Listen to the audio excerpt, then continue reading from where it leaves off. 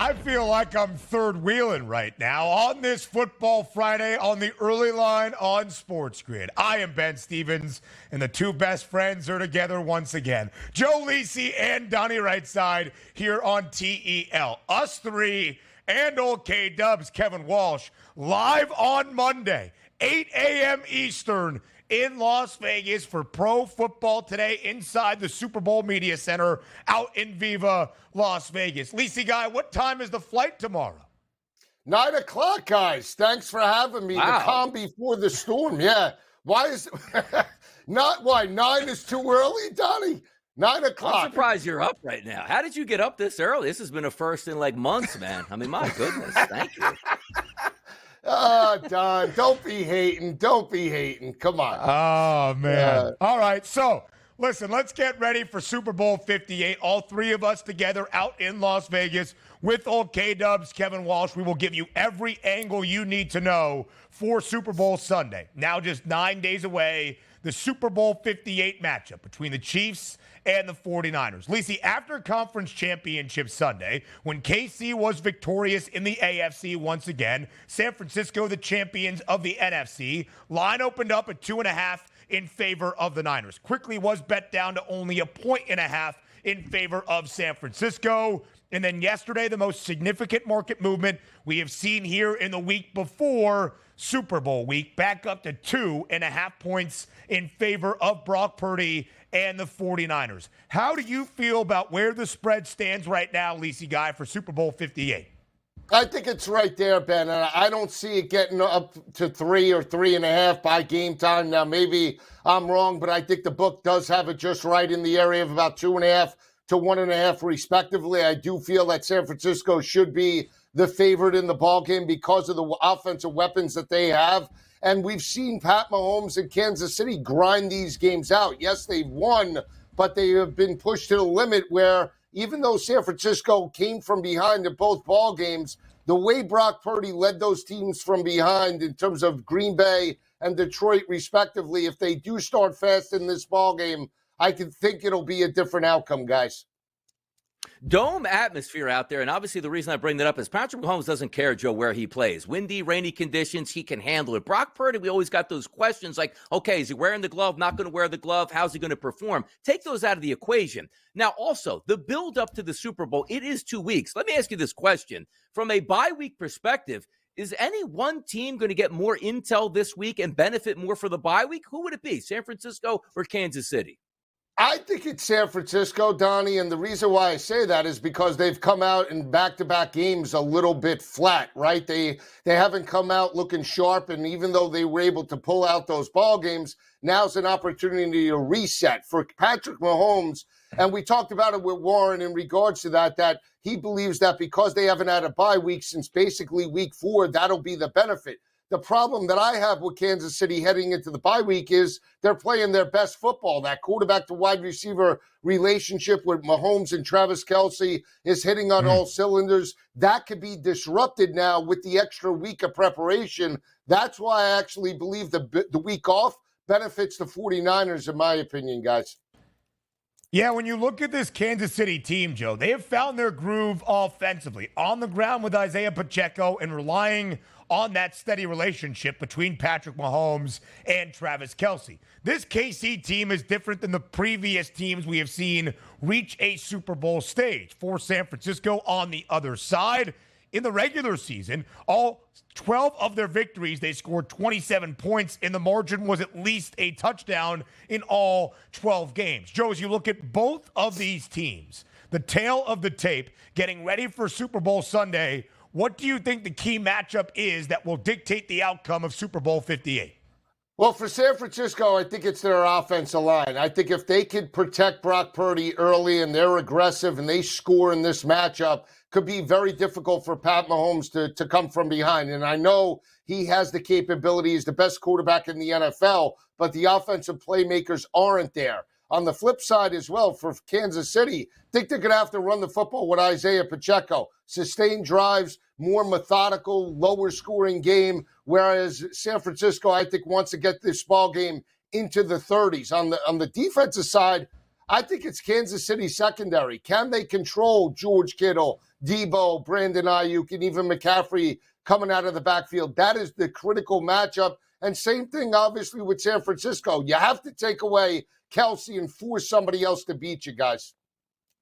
Official lines have been up this week for the Super Bowl. Talking about the total perspective, Joe, 47.5, it hasn't moved at all. Now, the one thing we have agreed upon on Pro Football Today is talking about Kansas City. They would much rather this game be played under the 47.5, fitting their pattern. So let me ask you this question. First half totals for the Super Bowl listed at 23.5, similar to the second half, also at 23.5. Are we going to see a more up-tempo offense, particularly from the 49ers in the first half? Because the thing I always reach back to, last time these two teams matched up in the Super Bowl, I thought Kyle Shanahan wasn't aggressive enough. I can't imagine he comes out in this football game and isn't aggressive right off the bat. How are you checking these totals after this game? Yeah, I'm with you, Don. We talked about it yesterday. I like the over in the ball game. I'm typically on the over, but in a Super Bowl environment where teams want to score points, especially against Pat Mahomes, you have to get this ball game to the 30s, in my opinion. Now, can San Francisco win in a lower scoring game? Absolutely. But if I'm Brock Purdy, I'm Kyle Shanahan, I want to push tempo. I like your look of over 23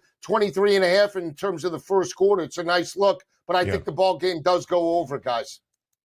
I didn't know you called him Don now. Wow, you guys are really spending a lot of quality time together. I called him Don. Yeah, by the way, real quick, the odds bot, a little bit blurry over there. Lighting, Joe, a little bit off. I can't believe they let you on this early. I'm just going to say, I don't know how you got on here. I don't know. Oz bot. Are you kidding? It's clear. Crystal clear. What are you talking about? It looks good. I missed the LSU helmet, but it looks pretty good to me. First time I've seen that background here on the early line. It's spinning.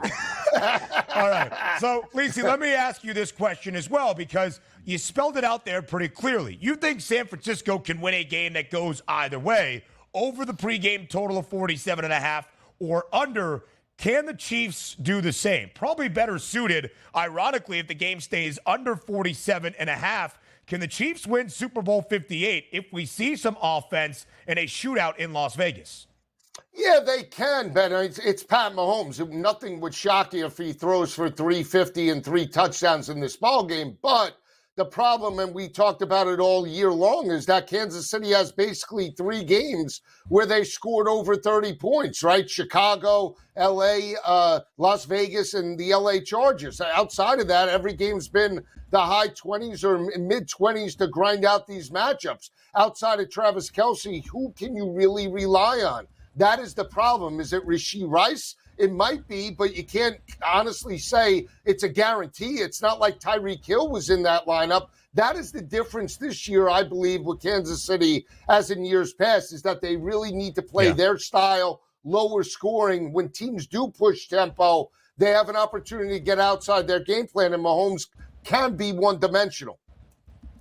If you look at those props here, Joe, I find myself saying, I don't think the Chiefs can win this football game if Mahomes is under, like his 262.5, if he throws for 225, touchdown passes, he only gets 1, or let's just say rushing yards around 20 yards. From a Brock Purdy perspective, for me, I do believe he can go under his numbers because of how potent they could be on the ground, which includes Debo Samuel out of the backfield. If we're looking at these quarterback props here, does one stick out more than the other between Mahomes and Brock Purdy for you? I think it's Purdy, Donnie. And the reason why I say that is you're right. He can go trend under because of McCaffrey and the rushing attack and Samuel, but it is his first Super Bowl. You want to get him involved in a rhythm. So are they a little bit more aggressive, knowing as well that Kansas City dictates tempo better than anybody, especially in terms of the playoff run? They did it against Baltimore, didn't score in the second half and relied on their defense. They're not going to be able to do that if they're trailing, let's say, 17-7 at half. So I think it's Purdy to go over the 245.5. Wouldn't shock me, obviously, if Mahomes does it, but I think Purdy's the one guy that I think can get really through his total, 303 and a quarter in this ballgame.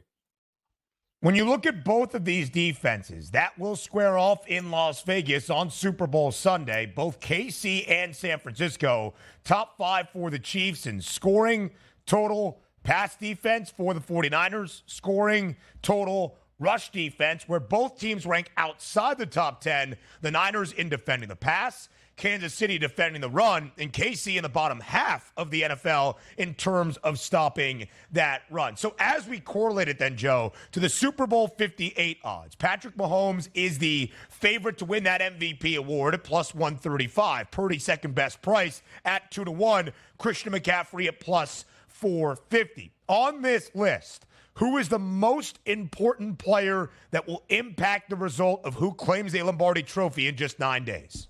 I think it's McCaffrey at plus 450, 460. Why? Because he's versatile. He can catch the football. He can run it. If he puts up $125 and 3 touchdowns on the ground, catches another 60 yards through the air, potentially he has the ability to take the hardware from Brock Purdy. So that I think Christian McCaffrey, him and Debo are the two most important players on that because of their versatility. Debo too, guys. I talked about it yesterday. 40 rushing yards plus 460. You want to take him up to 50, you get 8-1. It's incredible. You take a look at that MVP market also, Joe. Let me ask you this question, because I love the fact that Deebo Samuel is going to be involved in this game, and certainly over 2 weeks of game planning, he should have some great sets, which includes, for me, at least 3 rushing attempts. Get me one of those inside the 10-yard line, and he might even score. But let me ask you this question. Isaiah Pacheco hasn't practiced this week. And again, we're still a week out from the Super Bowl. We also know that we were worried in the last game with Deebo Samuel and that shoulder injury. Are there any injury concerns that you're worried about in this football game, a la Deebo Samuel or Isaiah Pacheco?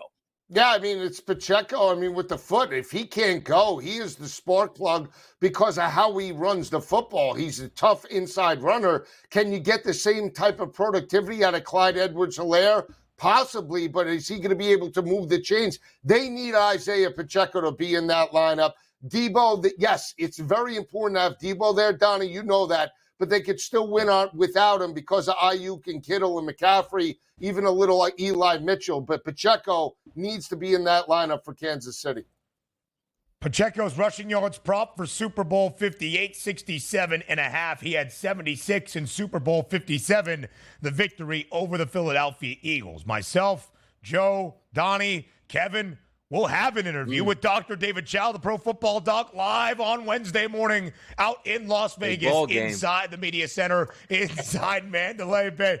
You beat me to it. Don't steal my joke. Big ball game to break tendency out in Las Vegas. Got to get it done. Lisi, before we let you go, we've had a lot of debate here on this show, and we will further to end out this second hour. What is your favorite food to have on Super Bowl Sunday? Oh, that's easy. I'm a traditionalist, too. Meatloaf, baby. Let's have some meatloaf. Yes. Meatloaf Spicy. and mashed potatoes. Wheel. That guy. I thought you were going to say a little chicken friend chase and get the people going. I got you going. Hey, meatloaf. I have the meatloaf. Yeah. We appreciate your time. I think we're talking on Football Full Circle, you and I, at noon Eastern today. Love the show. Thanks for being here.